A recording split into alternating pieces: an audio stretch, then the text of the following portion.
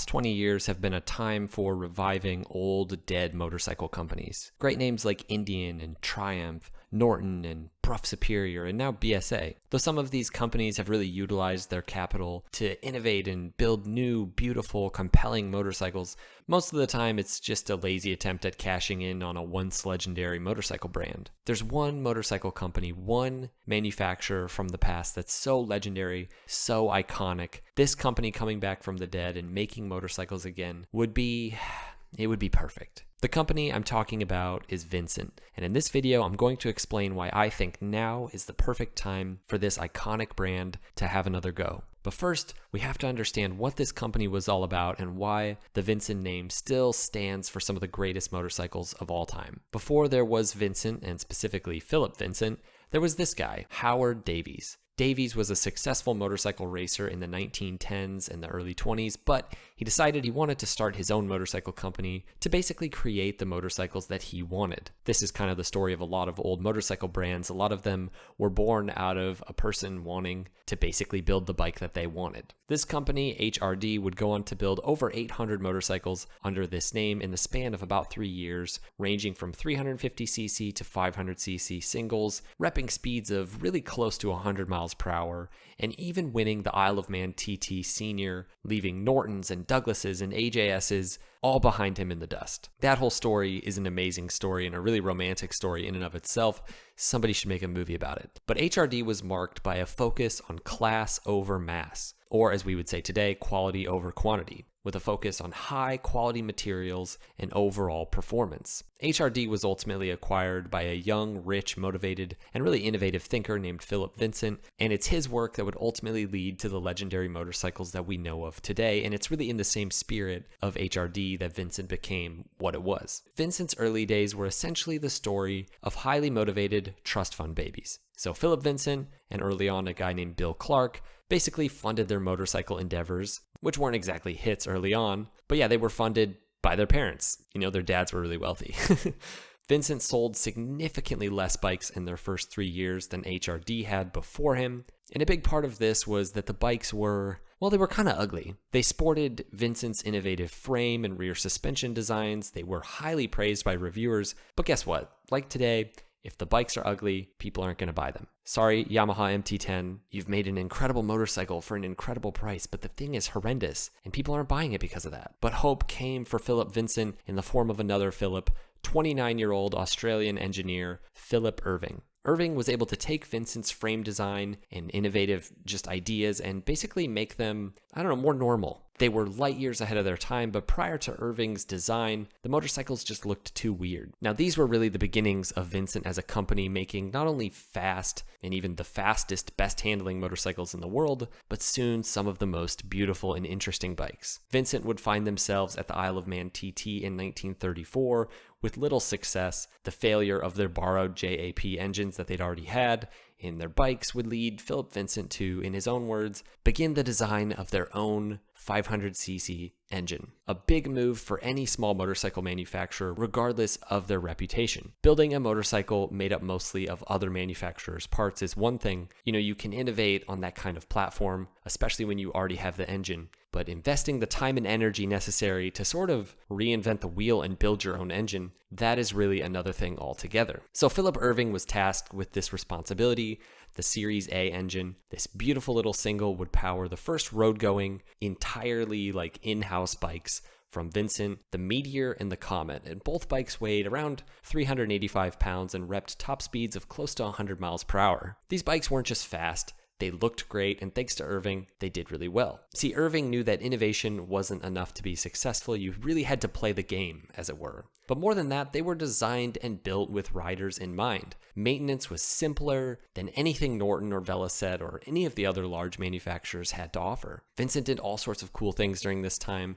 For example, they just sold their bikes direct to the public from the factory, and they even allowed riders to bring back their used bikes in exchange for new ones. They would let people come in and test ride their bikes before buying them. Pretty interesting stuff for the 1930s. A lot of forward thinking. The legendary Vincent 1000cc twin that would become the stuff of legend came about by accident. Irving was looking at a drawing of the original single-cylinder engine that he designed, and he accidentally overlaid it with a reverse tracing of the same engine, basically creating the illusion of a twin. And he was inspired. He knew he could build this brilliant little single into a V-twin with little engineering, and he knew it would fit into the frame. Philip Vincent was actually a big fan of the experience of riding a big V-twin. He'd already went and rode like 1000cc V-twin, and he thought it was just incredible to have such power. So this was perfect. The idea of making a big V-twin really excited him. So the goal was to make an engine that would power their bikes to well beyond 100 miles per hour. And they wanted the bike to do 100 on a bad day, like in the rain or the cold or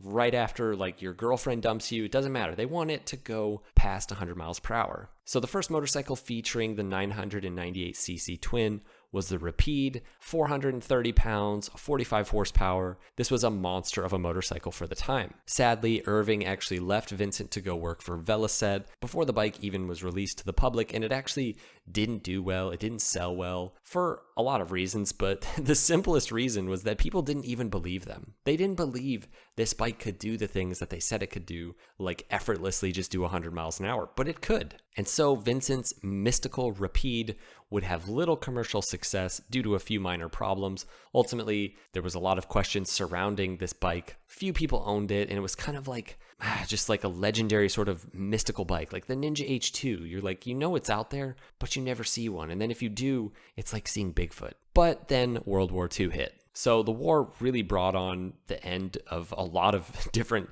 smaller motorcycle manufacturers in Great Britain and in America as well. Some companies like Triumph and Norton would go on to build bikes for the military, as well as really anything the military needed that motorcycle manufacturers could build. You know, a lot of times these big companies were contracted to just build machinery and random little things for the military. And in Vincent's case, they had multiple contracts to build things like landmines and rocket fuses. I wonder how much a limited edition Vincent landmine would be worth today. That would be pretty cool. The company managed to survive because of these contracts, and Philip Vincent was cooking up some good motorcycle stuff, including the idea for a motorcycle with the engine as a stressed member. Essentially, the engine would be an integral part of the frame instead of sitting on top of the frame. Now, this wasn't entirely a new idea, but to use this system for something like 1000cc V-twin was kind of unheard of. Towards the end of the war, Irving came back to Vincent to help design their first post-war motorcycle, the Series B Rapide. In short, they sought to build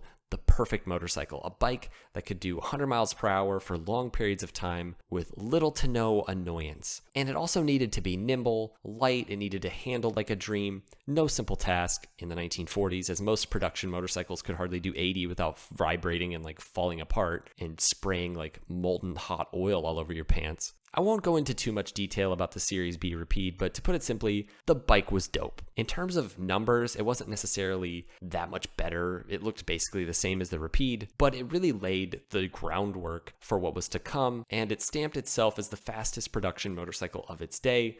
The bike did like 56 miles per hour in first gear, and my Triumph 500 from the 60s can only do like 10 miles an hour in first gear.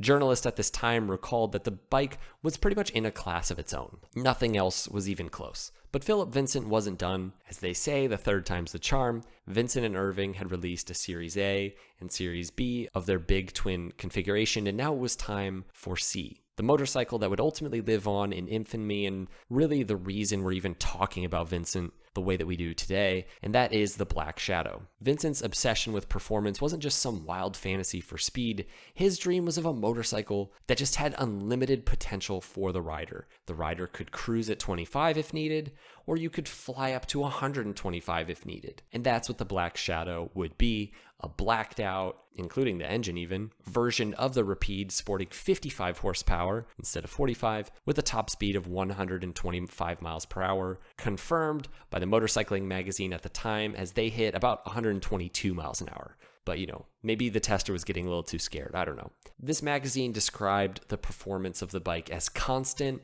and colossal, which was exactly what Philip Vincent wanted. Now, the mother of all Vincents, however, was the stripped down race version of the Black Shadow, the Black Lightning, which was produced from 1948 to 52, holding the world record top speed for a production motorcycle. You know, if you can call it a production motorcycle, they didn't really make very many of them. But anyways, you could buy this thing for a lot of money, and it went 150 miles per hour. And that's the picture of the guy in the underwear all laid out. You've probably seen this. And Vincent would hold the world record for a fastest production motorcycle for over 30 years. Even legendary motorcycles like the Honda CB750 or the Triumph Bonneville or even the Kawasaki Z1.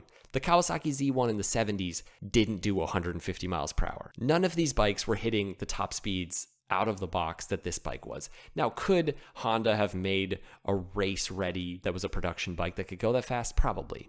But it's just so insane to think that in like the late 40s, Vincent made a real bike that you could buy that could do 150. Ultimately, Vincent would go under in 1955 due to financial problems, and like so many innovative vehicle manufacturers in history, the companies just don't always survive. But here's the question that I can't get out of my head.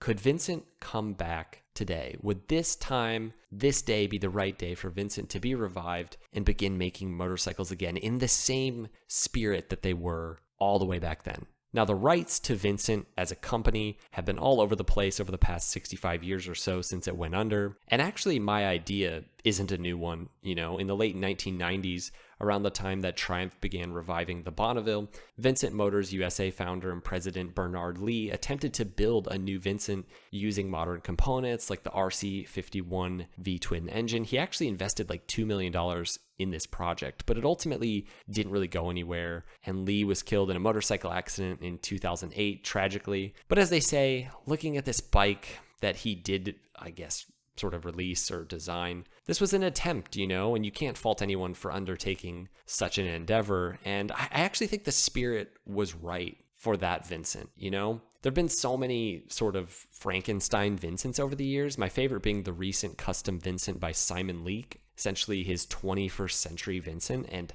man, it's cool. But if Vincent was to come back, what would it look like? Now, this is all just me dreaming, but here's the things that I would want to see. First off, they would need to develop their own platform.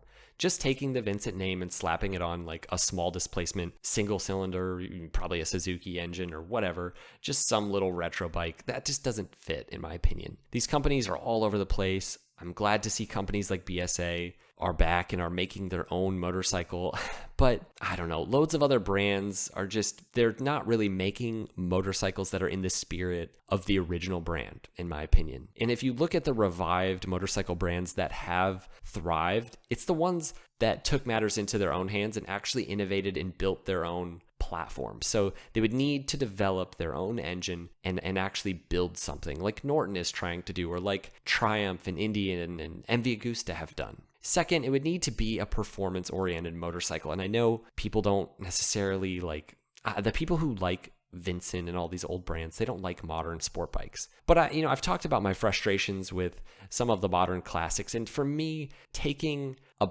little retro bike that just doesn't perform and slapping the name Vincent on it, I just feel like that's totally not in the spirit of the original bike. If Philip Vincent were producing bikes today and starting his own company today, I think he would have zero interest in making a retro or modern classic bike.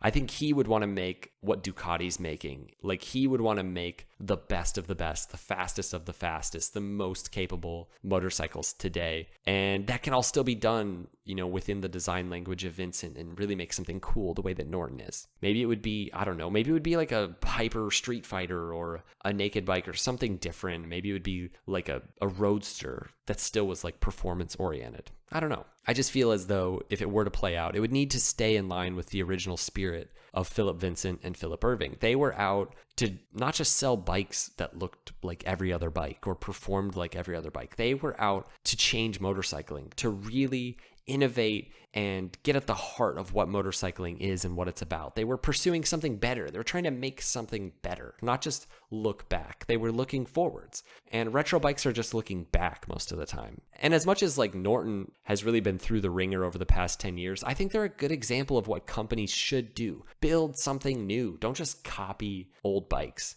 Imagine what Philip Vincent would think if a modern classic Vincent came out today producing 55 horsepower and still weighing like 450 pounds like all the other modern classics, while Ducati and Aprilia and all these other companies are making 200 horsepower machines that handle like on a dime and feel like 600s. I think he would point at Ducati and be like, I want to do that. I want to do that, but better. Now, is any of this possible today? Could a single person like Philip Vincent or a few people like the two Phils come out and design and build a motorcycle to compete with the big names the way that Vincent did in their day? Maybe somebody like Alan Milliard? I don't know. Maybe he could come along and build a motorcycle that could whoop a Ducati Panigale V4. Maybe it would have a V6. I don't know. Regardless, I'm excited to see if anyone decides to bring back this brand. And obviously, this is just all speculation, but I think it's fun. Okay, guys, thanks for watching. Let us know what you think down below. Hope you guys enjoyed. And until next time, ride safe.